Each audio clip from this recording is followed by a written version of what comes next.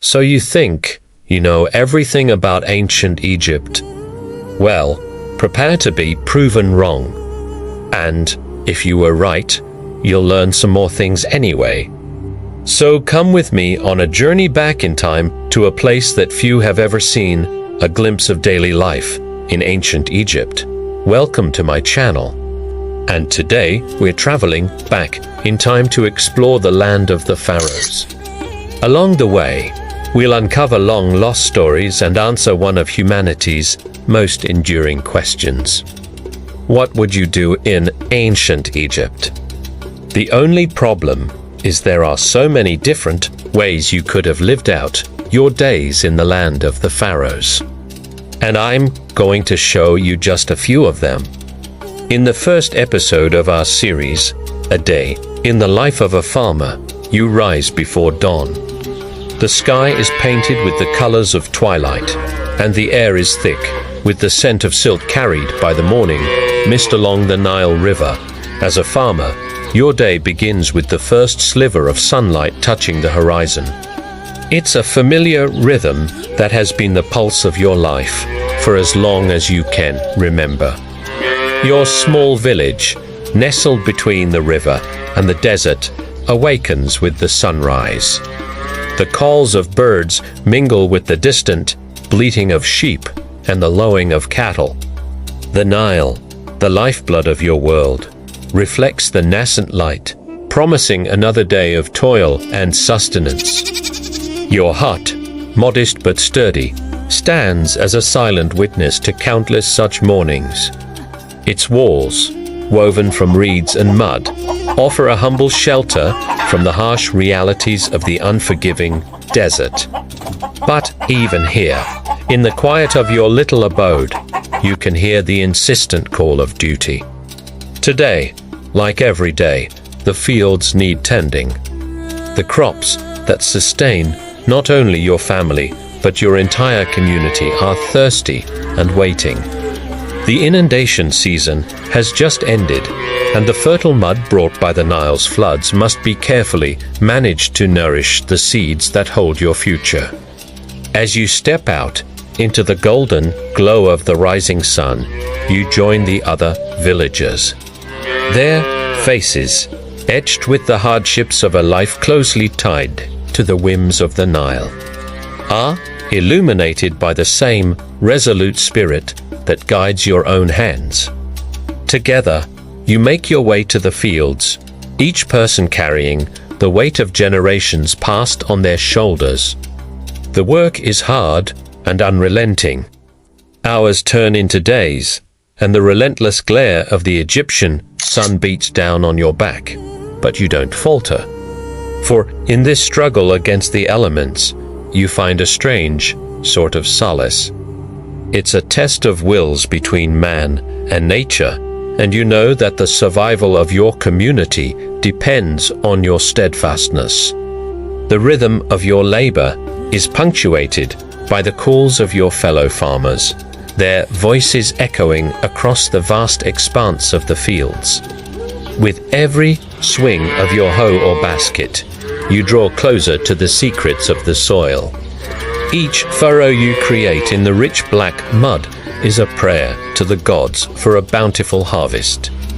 And as the day lengthens, you find a strange satisfaction in the sweat that stains your brow. It's a testament to your strength, your endurance. It's a reminder that you are not merely a small farmer in a tiny village.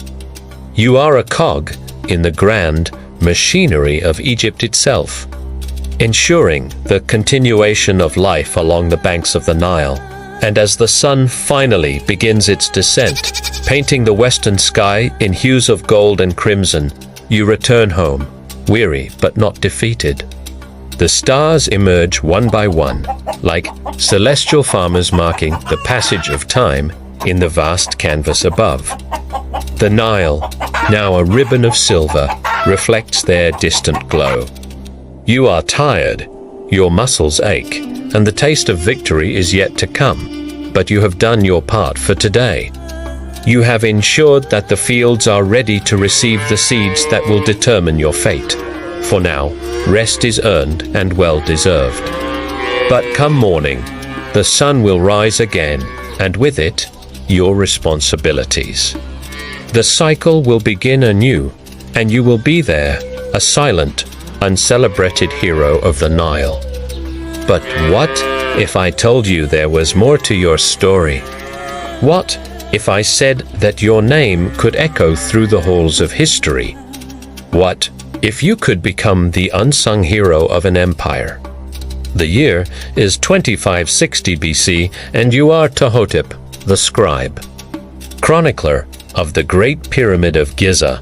Sitting in the cool shadows of Pharaoh Khufu's palace, you meticulously etch hieroglyphs onto a papyrus scroll. The flickering lamplight casts dancing shadows on the wall behind you, highlighting the raised trucks of your diligent hand moving across the brittle papyrus. Outside, the sounds of a bustling city fade into the background as you lose yourself in the task at hand. For you are not just a scribe, you are the keeper of history, the silent architect of an empire's legacy. Your job is to preserve the deeds of Pharaoh Khufu for posterity. Every command, every conquest, every building project, every edict. Your quill dances across the papyrus, weaving tales of a pharaoh whose name will become synonymous with eternity. You think of the massive pyramid being built on the Giza Plateau, its sheer scale dwarfing all other structures in the kingdom. You have watched its construction over the last 10 years, and even now. With its peak shrouded in the mists of the heavens, it stands as a testament to the pharaoh's grandeur. But as you record the pharaoh's achievements, a strange feeling stirs within you. It is not mere respect or admiration, but a quiet sense of responsibility. You realize that your words will be the building blocks of the pharaoh's afterlife. Just as the pyramid will ensure his physical preservation, so will your writings shape his place in the annals of eternity. Each stroke of your quill is laden with the weight of this realization. The slightest inaccuracy, the omission of a single detail, could distort the pharaoh's legacy, tainting the very essence of his immortality. This sobering thought pushes you to even greater heights of diligence. Hours turn into days, and as the papyrus scrolls fill up, you feel the burden of the kingdom resting on your shoulders. The pharaoh's image, with its hawk-like gaze and regal bearing, seems to peer over your shoulder, judging your every move. Yet, you do not falter. In the solitude of your chamber, you pour your heart and soul into your craft. You become one with the papyrus and ink, your very essence seeping into the scrolls. When you finally finish for the day and seal up the records, you feel the exhaustion of a battle well fought. You have stood your ground against the pharaoh's lofty deeds and the sands of time. Tomorrow, the pharaoh will wake, eager to add another layer to his eternal legacy. And you, the humble scribe, will be there to capture it all. For you are not just a scribe, you are the guardian of history, the silent architect of an empire's immortality. So next, let's move from the scribe's chambers to the construction site of the pyramids. But as you step onto the plateau, the reality of the situation hits you squarely in the face. This is no ordinary construction site. This is the birthplace of a monument that will stand for millennia. The Great Pyramid, with its peak seemingly brushing against the heavens, dominates the horizon. You can barely discern its true scale from this angle, but you know that when you reach the base, you will be dwarfed by its immensity. Around you, the air buzzes with activity. Workers, their bodies glistening with sweat, haul massive stones into position. The rhythmic clang of hammers echoes across the site as craftsmen fine-tune each block to perfection. The scene is both awe-inspiring and terrifying. Here, men and women toil under the blazing sun, shaping the destiny of an empire. They are not merely building a tomb. They are constructing a pathway to immortality for the pharaoh. And you are here to bear witness to this extraordinary feat as you venture deeper into the construction zone. The scale of the operation becomes more apparent. The stones themselves are colossal, far larger than any you have seen outside the palace walls. Each one is a testament to the incredible strength of the workers who move them with precision and grace. The interior chambers, still shrouded in mystery, beckon with their hidden depths. You can only imagine the labyrinth of tunnels and chambers that lie beneath the massive stone structure. But perhaps the most astonishing aspect of the pyramid is its orientation.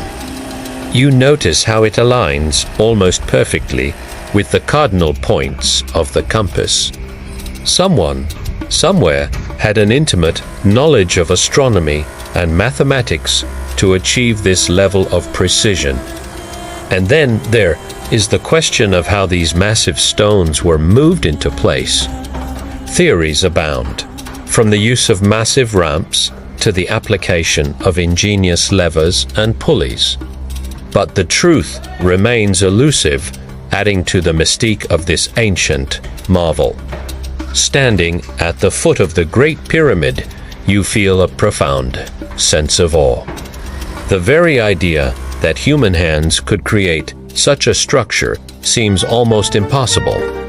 Here, amidst the dust and the din, you are witnessing the birth of something truly extraordinary. Finally, after seeing the farm, the scribes' chambers, and the construction site of the pyramids, you've earned a little luxury. Come with me to the palace and experience life at the top. The scent of lotus blossoms mingles with the aroma of frankincense as you step into the great hall of the palace. Sunlight filters through stained glass windows depicting scenes from myths and legends. You can hear the murmur of courtiers and the gentle strum of lutes playing celebratory airs. You are here to witness a feast in honor of Pharaoh Khufu, and nothing could have prepared you for the opulence that awaits. The throne room is resplendent, adorned with gold leafed statues of the pharaoh's ancestors gazing down from their lofty perches. The pharaoh himself sits regally on his throne, a figure both revered and somewhat intimidating. The feast is laid out on a golden dais, a veritable mountain of delicacies fit for a god. There are roasted meats, exotic fruits, and upon connection offerings of wine and beer. The sight is enough to make your mouth water and your stomach rumble in anticipation. Yet, even as you indulge in the sumptuous fare, you are acutely aware of the burdens of royalty. The pharaoh, you realize, does not merely enjoy the fruits of his dominion. He also bears the weight of ensuring the prosperity of his kingdom. With every bite of sweet pomegranate seeds or succulent roast duck, you understand that the lives of millions depend on his decisions. The stability of trade routes, the security of the borders, and the favor of the gods all fall under his purview. And as you watch him partake in religious rituals, you witness the immense pressure he faces. The pharaoh, you realize, is not just a ruler. He is a living god, expected to maintain the cosmic order and uphold the delicate balance of the universe. The rituals themselves are fascinating, a blend of ceremony, prayer, and sacrifice. Incense rises in thick clouds towards the heavens, carrying the pharaoh's devotion aloft.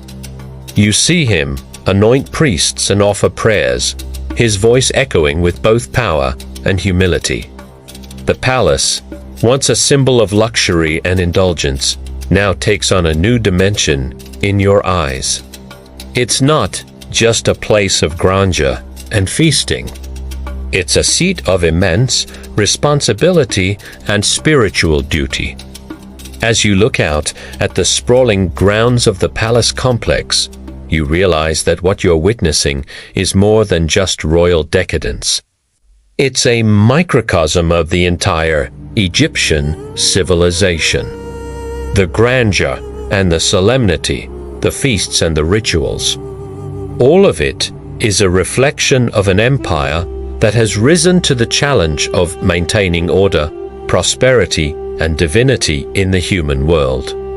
And as the evening draws to a close and the stars begin to pepper the night sky, you leave the palace with a newfound respect for the pharaoh and the intricacies of his rule.